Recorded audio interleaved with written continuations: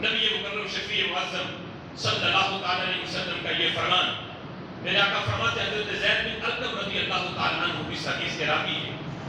صحابہ نے حضور سے سوال کیا، یا رسول اللہ صلی اللہ علیہ وسلم ما هذه الاضاحی، کریم آقا یہ جو جانور ہم ذبح کرتے ہیں آپ نے حکم دے دیا، اب اس سے ہم پیچھے نہیں ہٹیں گے، ذبح کریں گے ہم جانور، ہم معاذ اللہ یہ نہیں سوچتے کہ یہ جانوروں پہ ظلم ہے، یہ زیادتی ہے، یا جانوروں کی نسل کشی ہے، ہمارے ذہن میں ایسا کوئی خیال نہیں، لیکن کریم آقا ہم سے کوئی پوچھے کہ اس پہ ملتا کیا ہے، محبوب آپ ہمیں نہ بھی بتاؤ، آپ کے کہنے پہ ہم یہ کرتے رہیں گے، لیکن کوئی ہم سے پوچھے کہ جانور کی بجائے کوئی اور کام کر لو اس میں ثواب مل جائے گا، تو محبوب ہم سے کوئی پوچھے کہ قربانی کرنے پہ اجر کیا ہے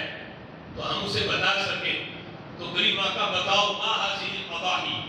قربانی کیا چیز ہے، یہاں پہلے قربانی کی ڈیفینیشن پوچھی کہ قربانی ہے کیا، پھر پوچھا کہ قربانی پہ ملتا کیا ہے۔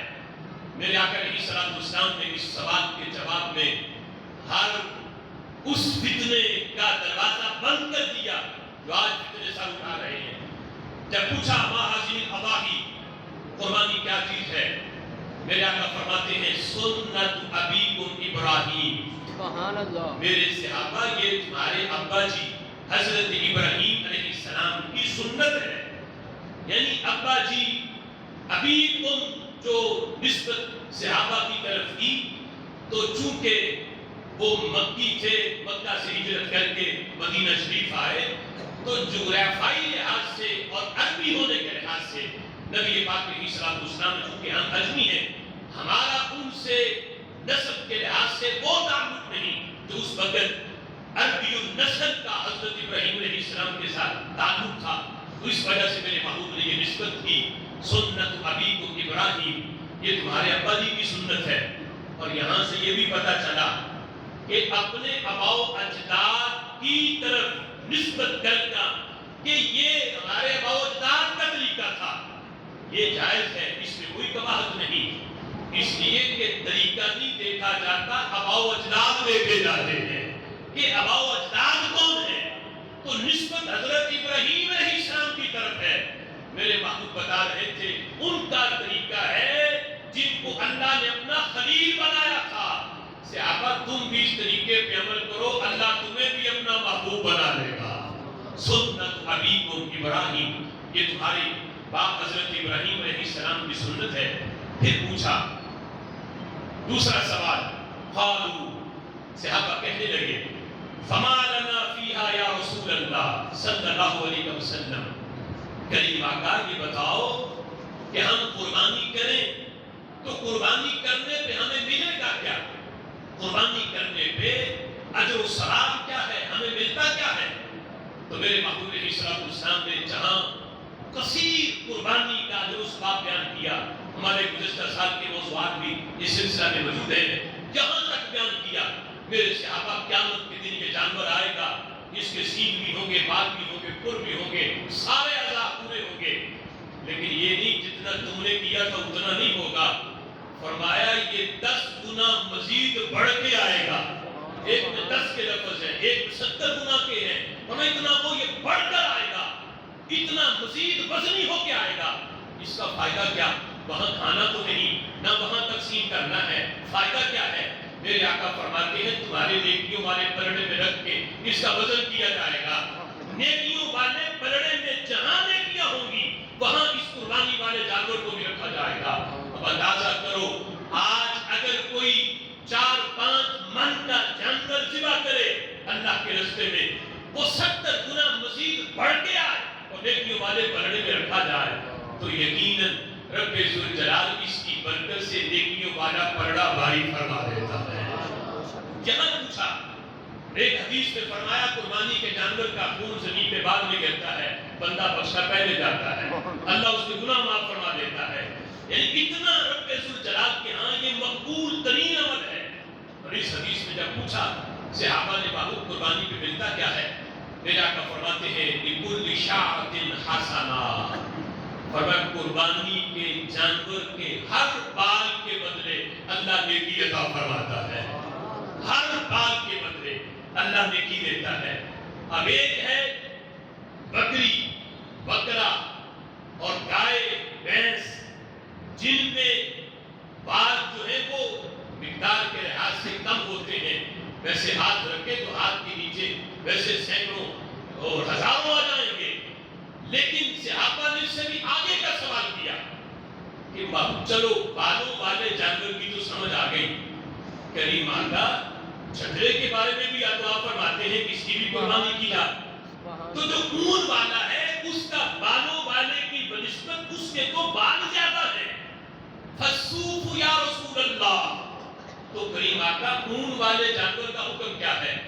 تو میرے آقا فرماتے ہیں بِكُلِّ شَعْرَةٍ مِنَ الصُّوفِ حَسَنَةٌ، میرے رب کے گھر میں ثواب کی کمی کوئی نہیں، جو اون والا جانور کرے اللہ اون والے جانور کے بھی ہر بال کے بدلے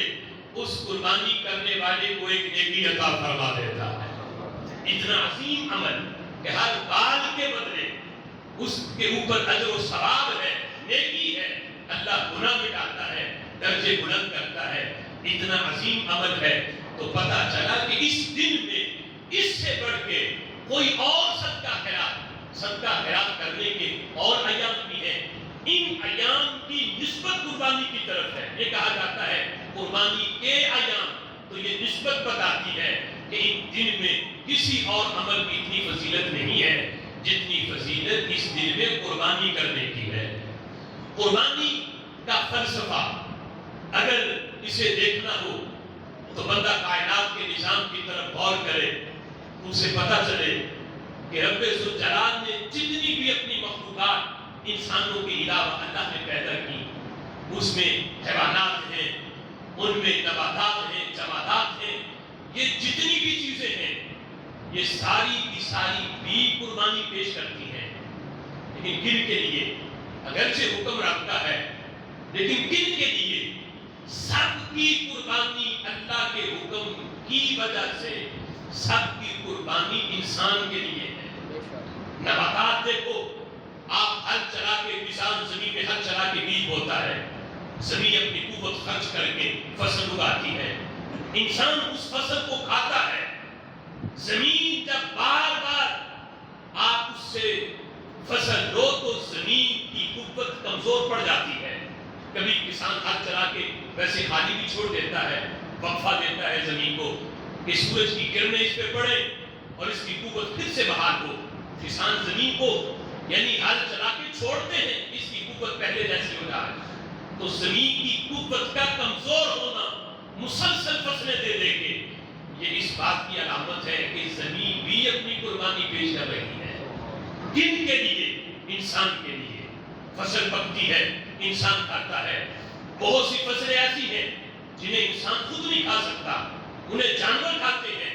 اور جانور کھا کے دودھ کی شکل میں اپنی قربانی انسان کے لیے پیش کرتے ہیں، یا گوشت کی صورت میں اپنی قربانی انسان کے لیے پیش کرتے ہیں۔ یہ ساری چیزیں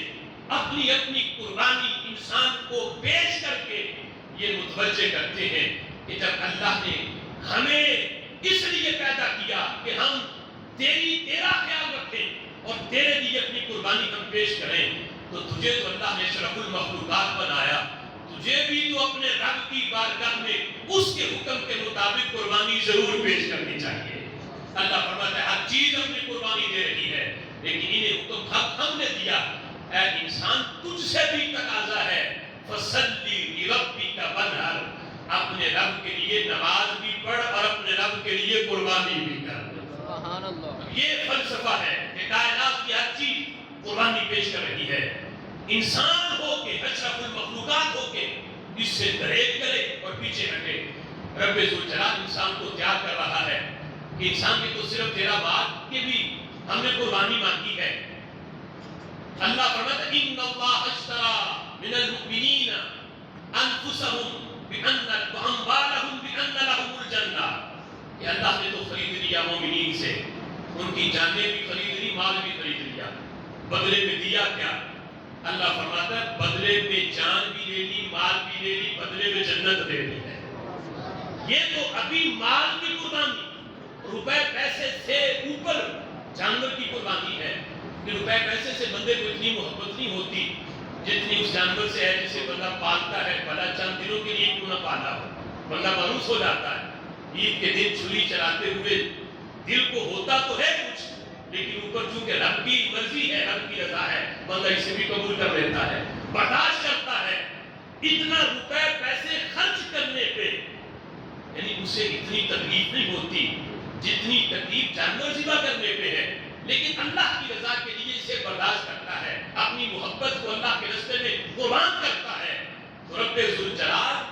جانور کی قربانی مانگ کے ہر سال بندے کو تیار کرتا ہے کہ انسان تیرا ذہن بن جا کہ تو اپنی پسندیدہ چیز میرے راستے میں قربان کر، کل جب وقت آئے جہاد کی صورت میں میرا دین اسلام تجھ سے جان کی قربانی مانگے